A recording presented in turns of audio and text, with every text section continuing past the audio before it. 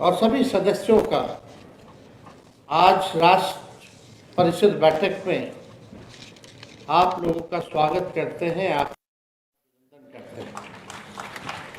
और बेहद खुशी की बात है कि लालू जी ने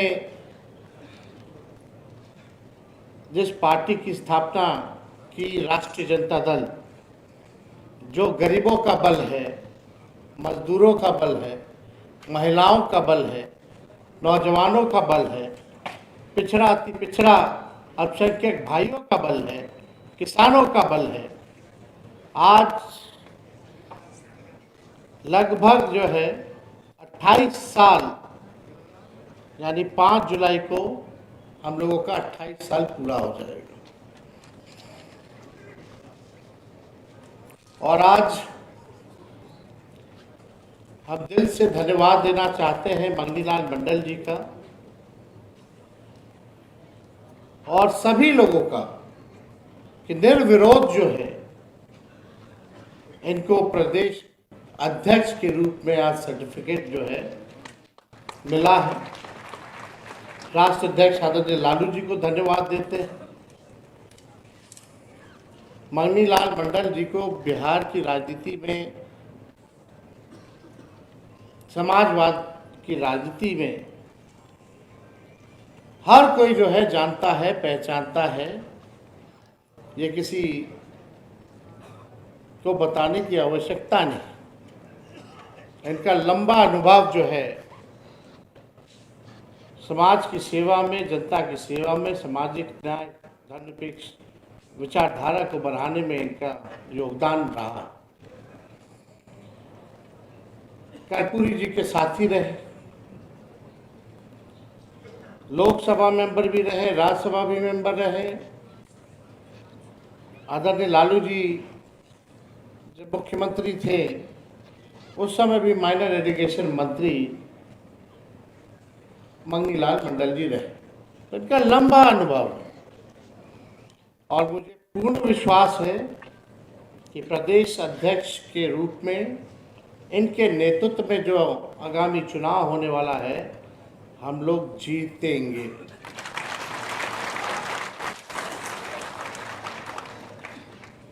हम आदरणीय जगदानंद सिंह जी जो हम लोगों के अभिभावक हैं,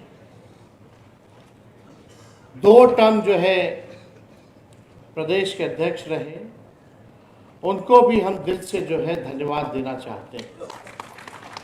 हम सब लोगों की बात भी हुई है, मुलाकात, अस्वस्थ हैं और हम करेंगे कि ऐसे ही उनको जो है भगवान स्वस्थ रखे और उनका अनुभव जो है हम लोगों को मिलता रहे। और राष्ट्र अध्यक्ष भी यहाँ बैठे हैं। इसके बाद राष्ट्र अध्यक्ष का भी चुनाव है, नामांकन है, लेकिन मुझे पूरा भरोसा है कि आदरणीय जगदानंद सिंह जी को भी राष्ट्र स्तर पे जो है जिम्मेवारी मिले, ये हमारी चाहत है।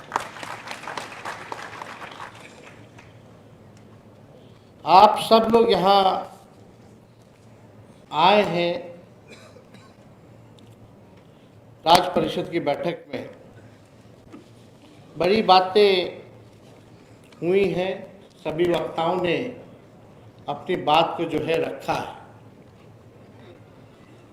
आने वाला जो चुनाव है, जो हम लोगों के सामने जो चुनौतियां हैं, या ये वर्ष आप कह लीजिए, ये चुनौतियों का है, संभावनाओं का है और सुनहरे मौके का वर्ष है।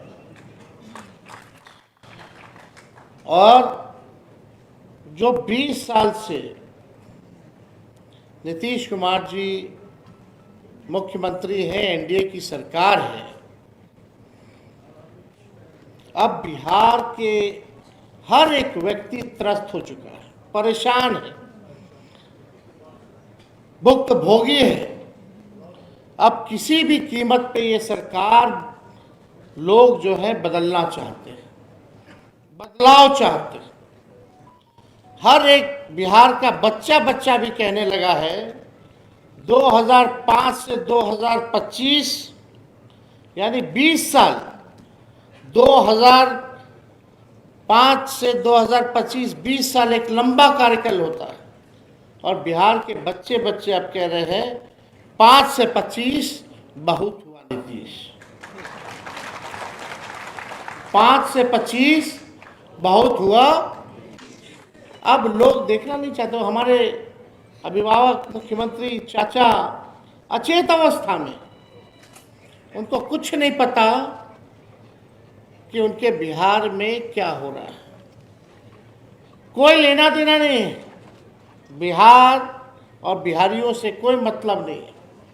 उनको बस एक केवल चिंता है कि अपनी कुर्सी को वो बचा करके रखे। नीति आयोग की बैठक होती है, मुख्यमंत्री महोदय बैठक में नहीं जाते, अलग अलग मुख्यमंत्री जो है राज्यों के वो पहुंचते हैं। अगर मुख्यमंत्री जी को बिहार की चिंता होती तो नीति आयोग की बैठक में भी शामिल होते हैं, लेकिन जब एनडीए की बैठक होती है तो उसमें पहुंच जाते हैं। ये फर्क दिखाता है कि नीतीश जी को बिहार और बिहारियों से कोई मतलब नहीं, केवल अपना कुर्सी से मतलब है। कई बार इधर से उधर आए गए, इस पे हमको कोई टिप्पा टिप्पणी नहीं करना। विस्तार से प्रदेश अध्यक्ष जी ने आप लोगों के समक्ष बात को रखा है, लेकिन आप देखिएगा जो 17 महीने जो हम लोगों का अचीवमेंट रहा, चाहे 5 लाख नौकरी देने का हो, जाति आधारित गणना कराने का हो, आरक्षण की सीमा 65% करने का हो, IT sports policy tourism policy बनाने का हो, 50,000 करोड़ का इन्वेस्टर मीट करा के निवेश एमओयू कराने का हो, जितने आपके तालीमी मरकज हैं, विकास मित्र हैं, टोला सेवक हैं, उनके मानदेय को बढ़ाने का हो, अस्पतालों में छापे मारने की बात हो, 700 डॉक्टरों बेईमान लोगों को बर्खास्त करने की बात हो, दवा जो 200 मिलता था उसको लगभग 600 दवाएं करने का हो। हम लोगों ने काम किया है, काम करके दिखाया है। आज लोगों में बेचैनी है। आप बताइए, जब से हम लोग सरकार से हटे हैं, एक काम बता दें जो नीतीश कुमार जी और एनडीए की सरकार ने किया हो। एक उप मुख्यमंत्री नहीं है, 2 उप मुख्यमंत्री हैं।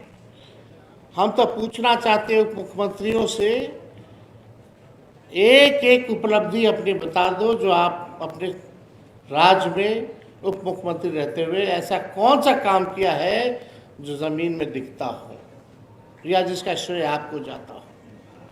कोई काम से मतलब इन लोगों को नहीं है। लोग दिन भर आकर के कंपटीशन लगा हुआ है कि कौन लालू जी को और तेजस्वी को कितना गाली देता है। एक सम्राट चौधरी है, पगड़ी पहने हुए थे कि भाई पगड़ी खोल लेंगे। नीतीश जी तो पगड़ी खुलवा दिए, लेकिन दिमाग का अकल जो है सही उनका नहीं हुआ। दिन भर गाली देते हैं। क्या क्या नहीं कहा सम्राट चौधरी जी ने, लेकिन सम्राट चौधरी जी की उपज कहां से हुई। आखिरी बार चुनाव अगर जीत के गए तो कौन से दल से गए? लोग बैकडोर वाला लोग हैं, बिना चुनाव लड़ने वाला ही लोग गाली देता है। आप हकीकत जान लीजिए। कोई काम से मतलब नहीं है इन लोगों को, भाजपा वाले लोगों को। सम्राट चौधरी जी थोड़ा कम गरियाते हैं तो एगो विजय सिन्हा और हुमस के गरियाता है। एक दूसरे से कंपटीशन है कि कौन ज्यादा टीटीएम करेगा, कि भाई जो ज्यादा गाली देगा मोदी जी उसी को आगे बढ़ाएंगे। तो एक वो प्रेस कॉन्फ्रेंस करेगा तो दूसरा भी प्रेस कॉन्फ्रेंस करेगा। 2 वो काम थे कि एक और इनके प्रदेश अध्यक्ष बन गए जायसवाल जी। वो तो इतना दोनों को फेल किए हुए। वो तो कहते हैं हम गाली देने वाला डिक्शनरी है, गाली के डिक्शनरी है। ये हालत है भाजपा का। इनके मुंह से कभी भी बेरोजगारी के बारे में, महंगाई के बारे में, गरीबी के बारे में, बिहार को आगे बढ़ाने में क्या विजन है, क्या रोड मैप होगा, आज तक इन्होंने रखा नहीं है, ना ये लोग बोलते हैं, क्योंकि सोच ही सीमित है। इनको लगता है कि लालू जी और तेजस्वी 15 साल गाली देते रहो। ही नहीं पता कि उसी में 15 साल वाले में ही पार्ट थे, इनके बाबूजी पार्ट थे। सम्राट चौधरी जी के बाबूजी ने इतना गंदा गाली नीतीश जी को दिया, वो हम बोल नहीं सकते हैं, आप सब लोगों को पता होगा। क्या क्या नहीं कहा, क्या क्या नहीं उपाधि देने का काम किया, तो हम इस पे नहीं कहना चाहते। लोग क्या क्या कहते रहे, उससे जनता को कोई फर्क नहीं पड़ा। कितना भी इन लोगों ने हम लोगों को गाली दिया, फिर भी राष्ट्रीय जनता दल बिहार की नंबर 1 पार्टी बनकर के आती है। 15 साल की बात करते हैं, 15 साल तो सामाजिक परिवर्तन जो लालू जी ने सामाजिक न्याय करके दिखाया, आज तक ऐसा देश में कहीं नहीं हुआ। तो लोग परिवर्तन हुआ तो लोगों में अपच है। जो काम हुआ सामाजिक न्याय का, भाईचारा का, मान सम्मान देने का, अंतिम पैदान में समाज को, बैठे हुए को मुख्य धारा में लाने का, लोगों ने, लालू जी ने लोगों को बोली देने का काम किया। इसको कोई भूल नहीं सकता। रेल मंत्री रहते हुए लालू जी ने, बताओ ऐसा कौन रेल मंत्री है देश का, सब घाटे में एक लौता एक रेल मंत्री बिहार का लालू यादव जी ने 90,000 करोड़ का मुनाफा रेलवे को दिया। 4 कारखाना बिहार को लालू जी ने दिया। किराया हर बजट में कम किया, गरीब भी एसी में सफर कर पाए, गरीब रथ लालू जी ने चलवाने का काम किया। और यही नहीं, रोजगार के मामले में लालू जी ने कूलियों को भी जो है सरकारी नौकरी का दर्जा पूरे देश भर के कूलियों को दिलवाने का काम किया। ये लालू जी ने किया। लालू जी की उपलब्धि है। इन लोगों की क्या उपलब्धि है, जरा गिना दो। क्या काम किया इन लोगों ने? आज भी दिन भर गाली देते हैं। हम जानना चाहते हैं, ये एनडीए वाले लोगों से, नेशनल दामाद आयोग वाले लोगों से गाली देते हैं हम लोगों को, इसको बना दिया। अरे हम लोग तो चुन के आते हैं, जनता जिस दिन हराएगी फिर भी हम लोग सेवा करना नहीं छोड़ेंगे, जनता के बीच रहेंगे। 20 साल से है विपक्ष में, 20 साल से हम लोग जनता के बीच है, सेवा करने में हम लोगों का कोई कमी नहीं रहेगा। लेकिन ये नेशनल दामाद आयोग, कल प्रधानमंत्री जी आ रहे हैं, प्रधानमंत्री जी कोई नौकरी देने आ रहे हैं, कोई महंगाई कम करने आ रहे हैं, कोई बेरोजगारी को खत्म करने आ रहे हैं, कोई गरीबी को मिटाने आ रहे हैं, कोई कारखाना लगवाने आ रहे हैं, कोई निवेश लेकर के आ रहे हैं, कोई स्पेशल राज्य का दर्जा देने आ रहे हैं, कोई स्पेशल पैकेज देने आ रहे हैं। प्रधानमंत्री जी भी आएंगे तो बोलेंगे जंगल राज। आदरणीय प्रधानमंत्री जी, आज मेरे सरकारी आवास पे हम प्रधानमंत्री जी को मीडिया के माध्यम से सूचित करते हैं कि कल आप बिहार आ रहे हैं और आज मेरे सरकारी आवास के बाहर गोलियां चल रही है। ये क्या है? ये जंगल राज नहीं। बगल में मुख्यमंत्री आवास है, गवर्नर आवास है, एयरपोर्ट है, कई मंत्रियों का घर है, उसमें जमाई वाले भी हैं, ससुर जी बगल में है, वहां गोली चल रही। बताइए क्या स्थिति बनी हुई है। 2005 से पहले ऐसा होता था कि मुख्यमंत्री और नेता विरोधी दल के बाहर, घर के बाहर गोलियां चल रही होती है। 11-11 साल की, 9-9 साल की बच्चियों के साथ रेप हो रहा है, प्रधानमंत्री जी को नहीं नजर आ रहा। पटना का एसएसपी 3 बार बदल गया, एक बार नहीं 3 बार बदल गया। हालांकि सब लोग जानते हैं कि यहाँ का एसएसपी और डीएम कैसे बदला जाता है जब तक डीके टैक्स ना दिया जाए। अद्भुत है। भूंजा पार्टी वाले लोग, सारे 3 लोग बोल रहे हैं, मंगनी लाल मंडल जी, सारे 3 तो सही बात है। आधा कौन है वो भी जानता है सब लोग, अब 3 तो है ही है। कोई छुपी हुई बात तो है नहीं। ये लोग क्या कर रहा है? इन लोगों का एक ही काम है कि इन लोगों को पता है कि ये लोग जाने वाले हैं। नीतीश कुमार जी अचेत अवस्था में, तो इनको लगता है कि ईश्वरीय वरदान मिल गया है, जितना लूट घसूट करना है करते रहो। अभी जमाई आयोग वाले में क्या है, किनके किनके जमाई हैं बताइए ना। मांझी जी के जमाई हैं, पासवान जी के जमाई हैं, अशोक चौधरी जी के जमाई हैं। लेकिन इस पे मुख्यमंत्री जी को आके बताना ना चाहिए। संजय झा जी की दोनों पुत्रियों को सुप्रीम कोर्ट में सरकारी वकील के तौर पे रख लिया गया, एक साथ नोटिफिकेशन हुआ है। ऐसा कभी हुआ था 2005 से पहले? अद्भुत है। एक अधिकारी मुख्यमंत्री के सचिव अपनी बीवी के आयोग में जगह दे देते हैं। क्या ये मुख्यमंत्री जी को पता है उनकी अनुमति से हुआ है नहीं हुआ? ये तो हम लोग जानना चाहते हैं ना। कितने लोग परिवारवादी, अब यहाँ मीडिया के लोग हैं, कल प्रधानमंत्री जी आएंगे बोलेंगे जंगल राज, जंगल राज, परिवारवाद, परिवारवाद।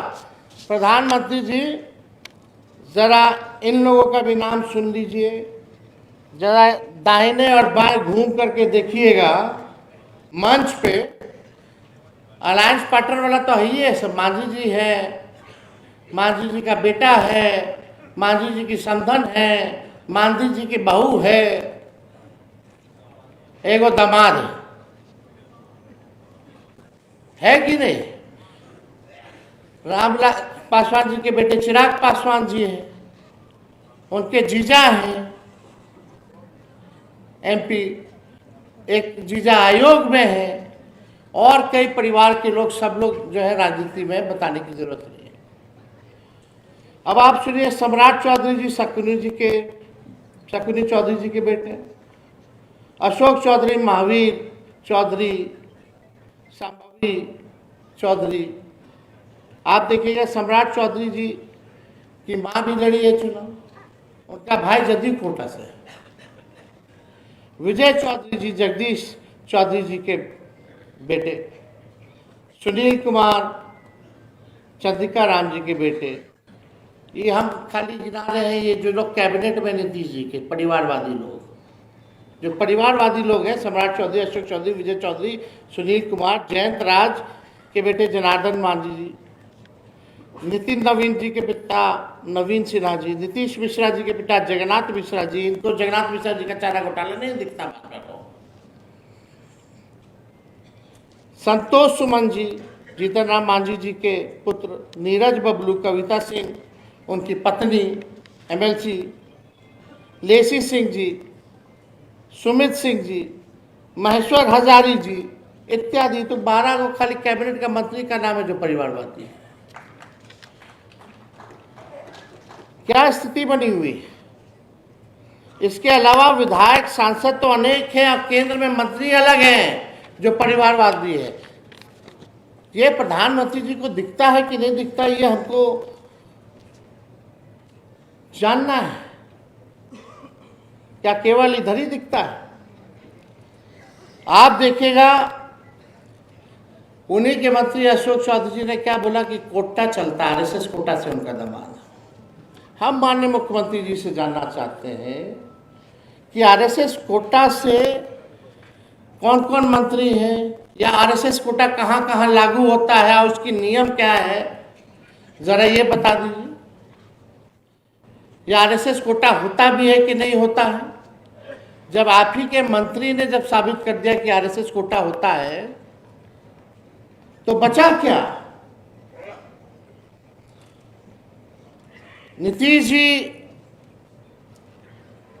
मुख्यमंत्री हैं, उनकी पार्टी शरद जी की बनाई हुई पार्टी है। अब हाईजैक हो रखा है शरद जी की बनाई हुई पार्टी। अब आप देखिएगा, जो अभी वर्किंग प्रेसिडेंट संजय झा जी है, वो अरुण जेटली जी के कोटा से है, समझे? एक और अमित शाह जी ने नाम बताया था, उनको भी राष्ट्रीय उपाध्यक्ष बना दिया था, जो नया पार्टी भी बना करके घूम रहे हैं। एक आरएसएस कोटा भी चलता है, यानी जदयू नहीं, जदयू को भाजपा चलाती है, यही तो हुआ। और आरएसएस कोटा तो ऐसा है कि आरएसएस कोटा से मंत्री और आयोग के सदस्य ही नहीं बनते। अब बिहार में बीजेपी और आरएसएस कोटे से नई नई पार्टियां भी बनाई जा रही हैं, और लोगों में कंफ्यूजन जो है पैदा कराने का कोशिश किया जा रहा है कि लोग जो हैं, हम लोग बटे टूटे, हमारे लोग टूटे, गुमराह हो। लेकिन आप सब लोगों की जिम्मेदारी महत्वपूर्ण है कि आप सब लोग जो है ज़मीन पे जाकर के आप लोग काम करें, मेहनत करें, जनता के सुख दुख में भागीदार बने। टिकट की चिंता छोड़ दीजिए, राष्ट्राध्यक्ष जी देखेंगे। आप सब लोग की पहली प्राथमिकता होनी चाहिए कि पार्टी और महागठबंधन इंडिया अलायंस सरकार कैसे बनाए, ये ध्यान जो है आप लोगों को देने की ज़रूरत है। और ज़्यादा कुछ हम कहेंगे नहीं, लंबे समय से राष्ट्राध्यक्ष जी बैठे हैं और हम चाहेंगे इसके बाद जो है राष्ट्राध्यक्ष जी को भी बोलना है, तो ज़्यादा हम समय नहीं ले। हम तो हर जगह जाते हैं, अपनी बात को रखते हैं, बोलते हैं। लेकिन कल प्रधानमंत्री जी आ रहे हैं। प्रधानमंत्री जी अब तक जो है 5 चुनाव में आ चुके हैं। 5 चुनाव में 200 से ज़्यादा रैलियां बिहार में की हैं। अगर प्रधान